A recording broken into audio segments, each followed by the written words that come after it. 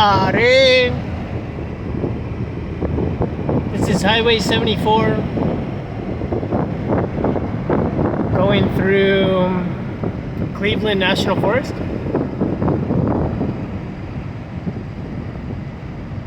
It's really pretty and just idyllic. Everybody speeds through here, and I'm just chilling, man. I don't like speeding, bruh. Speed kills people, you know? Speed. So I bought an adventure pass. Probably not the most sound, the most sound investment I've ever made. But it's $30 for the whole year. And I think if you wanted a second pass, it's only $5 more. So like you can have a pass for your car and a pass for your buddy's car. It's pretty cool.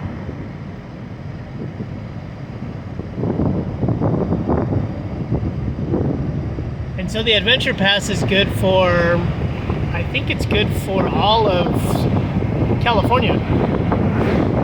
All of the national forests in California.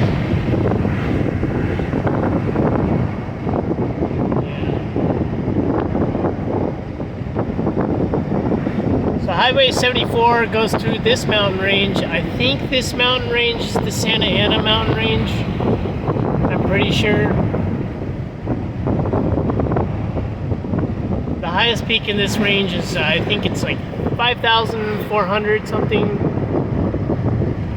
5,400 feet. It's called Santiago Peak. I looked into it. Looks like you have to take a 4x4. You have to use a 4x4 to get up there. So I'd have to borrow the Honda. Yeah. And they say borrow because I gave the Honda to my grandma. If anyone knows me, I actually inherited a 2008, 2009 Honda CR-V, super nice. It belonged to Leonard Dorsch, and Mariah and her husband Matthew Grubb and Mariah Grubb, they let me have the car. Super nice. And so I say, well, Granny needs a car. I'll let her drive it. So when I want to do Santiago Peak, I'll have to go and grab the Honda, and we'll make our way up to Santiago. Is this green or what? So green. It's peaceful right now. Looks like there's not too much traffic. It was super busy earlier.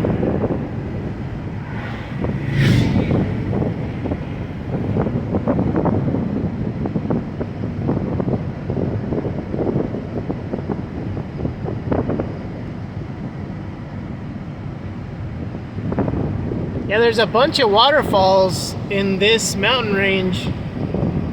Yesterday I did Teneja Falls. And then today I did Ortega Falls. I'm thinking tomorrow I'll do Chiquito Falls. And look at that, man. That's incredible, isn't it? Yeah. You probably noticed on my dashboard by now that it says oil maintenance required. Yeah. I know. Well, I did maintenance like a week ago, 2 weeks ago. Changed out the oil and everything. Side note, when someone says and everything, I mean, it makes me laugh so hard. Because everything. I mean, I did the oil and everything. That's funny. I think it's funny. Anyways, yeah, so I did the oil like 2 weeks ago maybe. But on my dash, there's like a button, not on my dash, but on the steering wheel, that I can toggle trip A, trip B. But that button stopped working. Stopped working like 3 months ago or something like that. I can fix it, I just haven't. It's not on my agenda yet. A new part would be $60. So I'm really debating on like, should I buy the new part and throw it in there, or should I take it apart, try to fix it, and see if I can do it that way. But let's say that I take it apart and try to fix it myself and everything. Then I'd have to, if I fail, I have to put it together and then take it back apart when I actually get the part. It's worth a try, I just haven't done it. Tráfico, tráfico, tráfico! Oh man, there's more traffic. Ah! That's what you get when you live in such a populous part of the country. So California is home to approximately 39 million people. I think that's freaking awesome because people are interesting. Personally, I don't like them. Like on a personal level, on a personal level, I don't like people all that much. But when everybody's here, there's people around, I feel safe, man. I feel safe. I feel like I feel happy. You know, there's so much to look at. You can talk to just about any one of them. Now, if there's a lot of people, it's comfortable. Like, you know, it doesn't make it awkward to go and talk to someone. But anyways, so California is home to 39, let's just say 40 million people, right? So the Southern California, between San Bernardino County, Los Angeles County, and San Diego County, I think that accounts for nearly half of the entire population. So 20 million.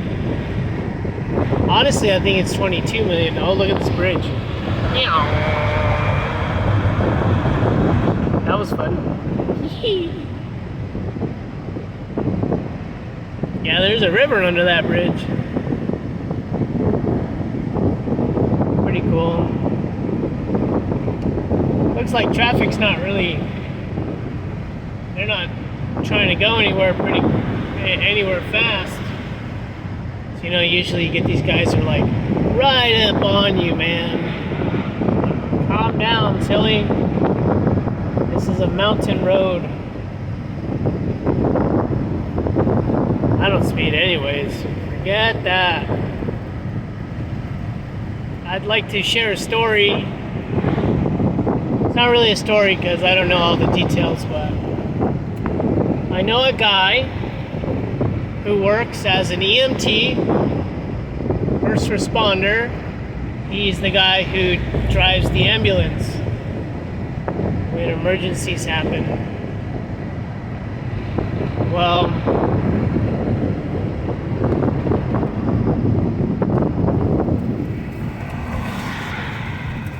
what happened was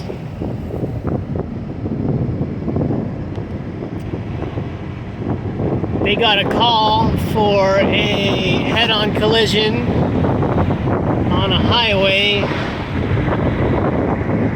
and what seemed to be the main problem is that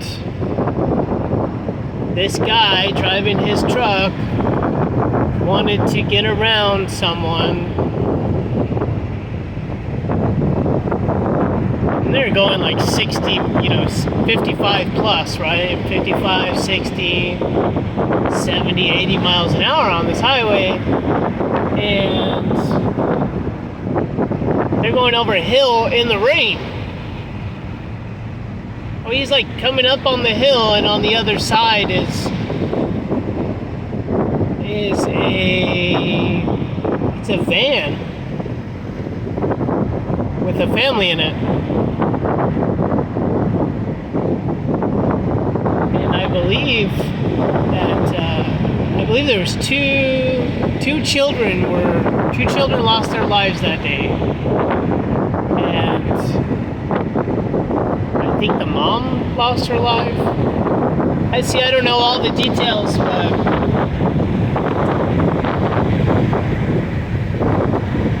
the guy that I know as the EMT, he was shook. They're used to house fires and heart attacks.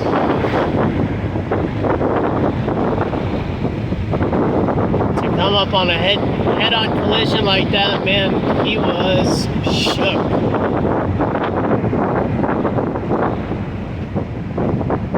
That sits with me every day. I bet it sits with him every night,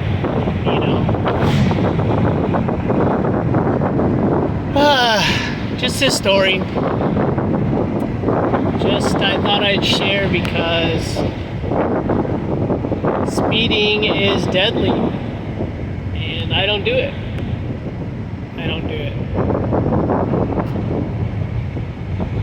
I also bought this Toyota Prius because if I go slow, it runs on the battery. So that's the incentive when you buy a hybrid. If you buy a hybrid, it incentivizes you to go slow. Because if you go slow, you don't use any fuel. If you go fast, then the engine kicks on and then you're using fuel.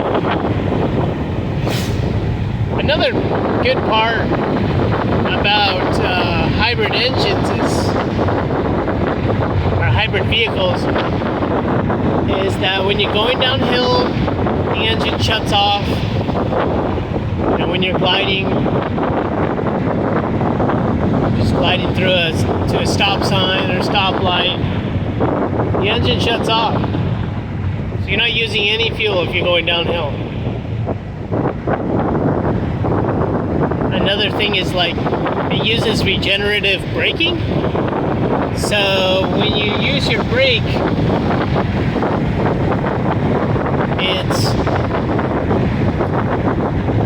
it causes kinetic energy to heat up on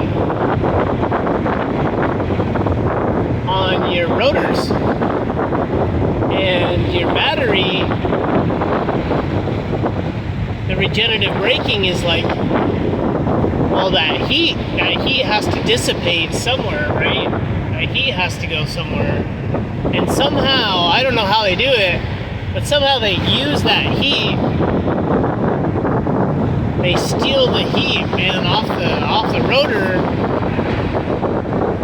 and then that charges the battery as well. And I think that's so cool.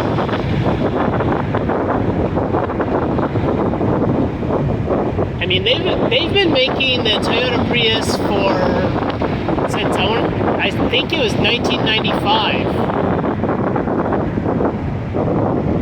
And I think it was 1995, and since then, I'm pretty sure there's over 50 million Toyota Prius on the road right now.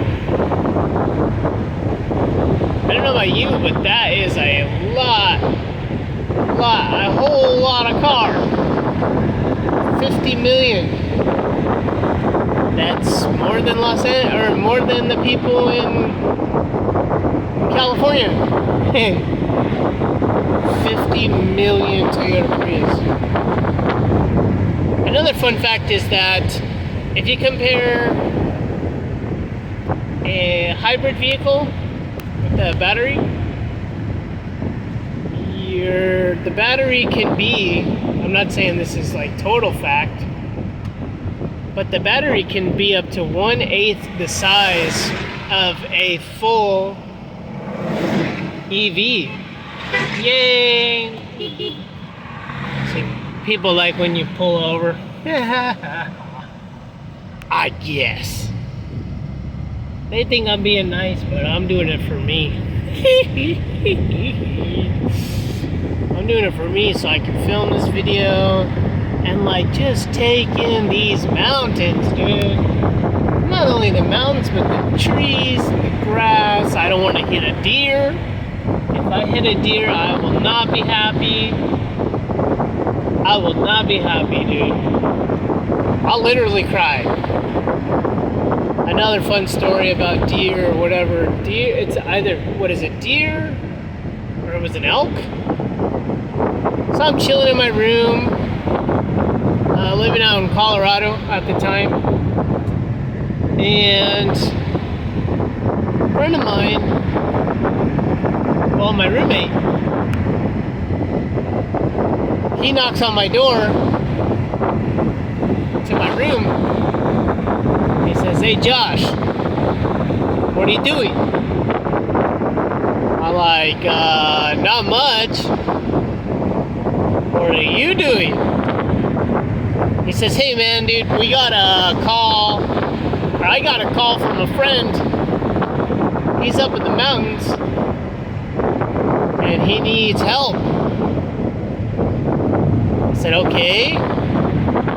He said, "Well, he needs help bringing down a deer or an elk."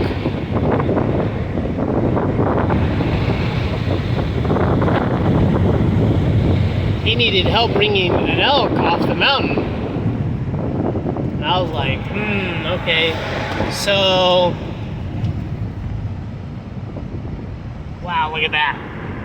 Looks like it's some sort of mine.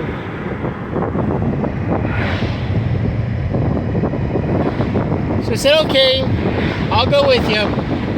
It's about like 7 o'clock, middle of the summer. And man, they're way up there in the mountain. I guess not too bad. We drive about an hour, maybe an hour and a half, 2 hours, I don't know. So we get up there into the mountain and we get to the dude's truck.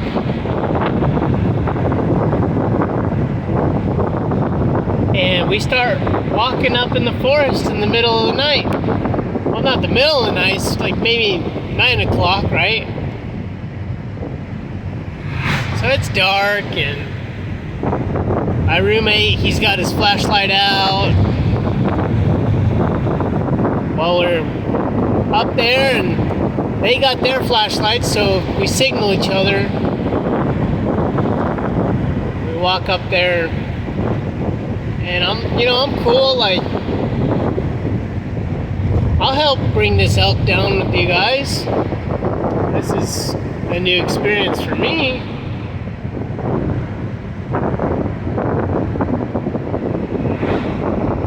So they had it under a tarp,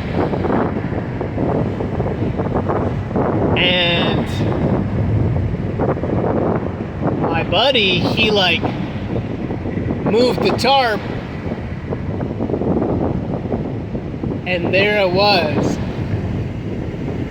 like the first dead thing I had ever seen apart from meat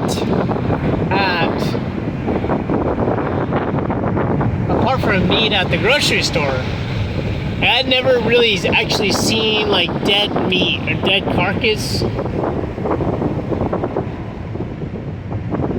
An actual dead thing, like, I killed spiders and I've seen dead squirrels, maybe a dead skunk or a dead raccoon or something.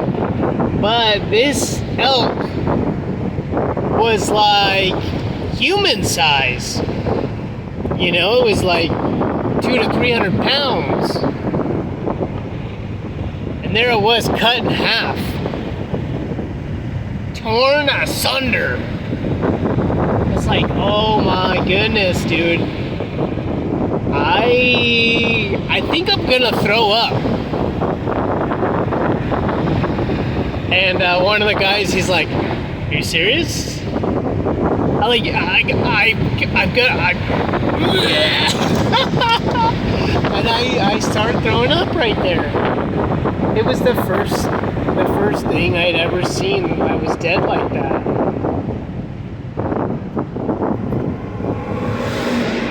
After I threw up, everything seemed normal after that. I wasn't too bothered. Man, but carrying that elk, me and my roommate had a sled, and then the other two guys had a sled.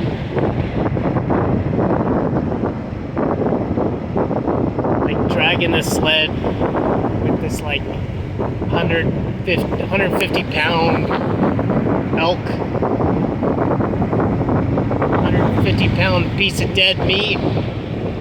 Pretty crazy. We got it to his truck and took it home. So I guess I just thought of that story when I said if I hit a deer, I would just freak out. Like, I would freak out, brother. I would freak out, brother. Brother, I would freak out. I would freak out, brother. Haha. I'm rolling my R's like a crazy man. Because I am in the process of practicing Spanish, learning Spanish and practicing Spanish. Practicamos. Yeah, I'm practicing, you know what I mean? Well, it looks like we're at the bottom of 74. We're entering San Juan Capistrano. Man, dude, I don't know. I think this is San Diego County, or I don't know. But it is a very what's the word that I'm looking for? It is a very not lucrative, affluent. The word is affluent. It's a very affluent area. Very nice homes. I was looking at homes on the beach, and pretty much homes on the beach anywhere you go is gonna be upwards of like $1 million or more. Like $1 million would be like the cheapest place you could get on the beach.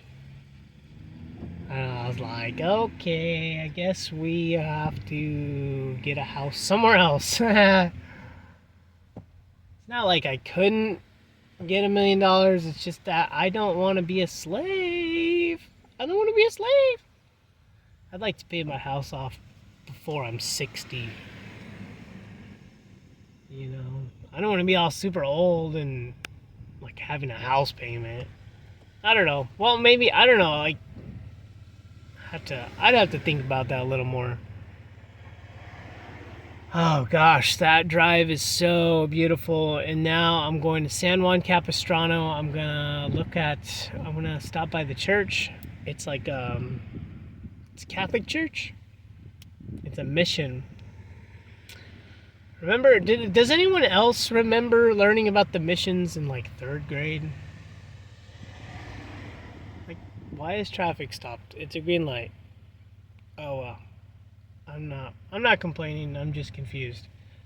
So anyways, the missions in 3rd grade, I learned about those. And like a mission is supposed to be a 3-day journey between each other on foot. You could potentially